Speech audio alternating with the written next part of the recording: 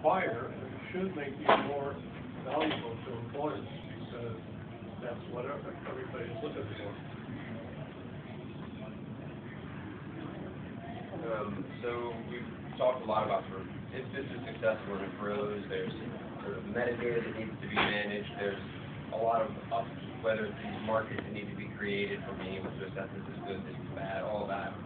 I think the effort is foundation funded right now. What's the 10 years from now sustainability plan for managing all that? Well, I mean, some of it is, some of it we can't totally predict yet, but we need to see kind of how the ecosystem grows. But I think certainly the way that we're building the Mozilla infrastructure, which is both defining that metadata as well as providing the sort of storage or repository for the badge, like we're sort of taking a lot of that off the table by sort of building that infrastructure.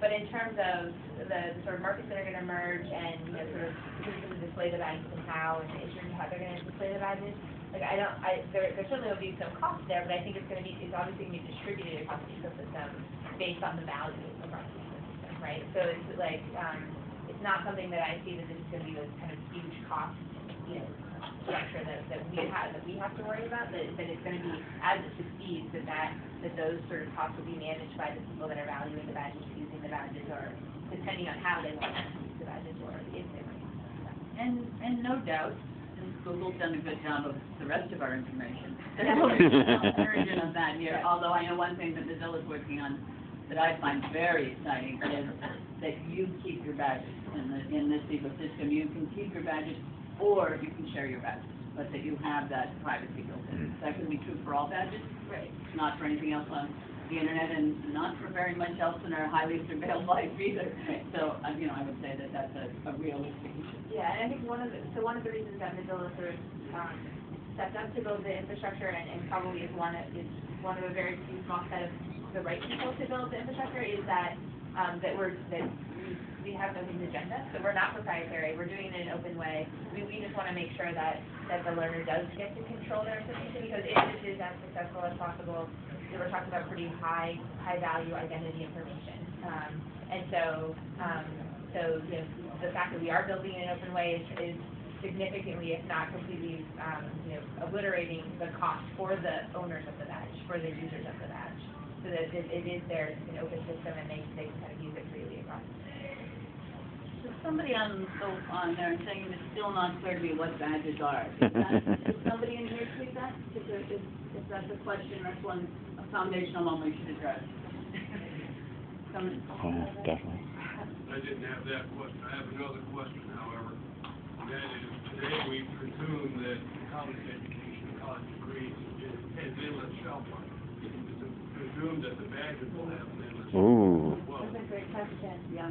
And so my answer is Great probably issue. no. Well, so we're building into so again, there's things that we can sort of technically control or help because we're building this common infrastructure. And so one of those things is exploration. So as the issuers create badges, they can add an expiration date, define an expiration date, and then therefore that information lives with the badge. So that then when I'm looking at the badge, remember I talked about before, you can call back and say, hey, issuer, did you issue this badge and fill out? It would actually say, no, it's expired. So we're so that's a very, obviously, like a sort of foundational way to handle that, but it's ensuring that there's some kind of communication around the validity or the expiration of the badge, and that the issuer controls that. I absolutely think that there are badges that should expire. If you think about things like CPR, when you have to renew that every year, there's certainly skills like that we want to that will meet your request, and so it's built into the badge to be able to sort of control that information. But then again, it is a decision on the issuer side around their own skills about if it should expire, when it should expire, and what are those pathways for people to renew things. Can I just actually challenge that idea from my perspective? I hire developers at a software company, and formal education expires rapidly. Yeah, and so Give me a clap on that one. The most recent things that they've done, or the most recent badges, in that case. And while a formal degree may be, if it's recent, and depending on what they did, kind of line line up into that queue of like of their portfolio or their learning. I generally, if it was 10 years ago or so, I really discount it compared to what they've done over the last year or two. So I just don't know if that's going to be, that's within a developer world.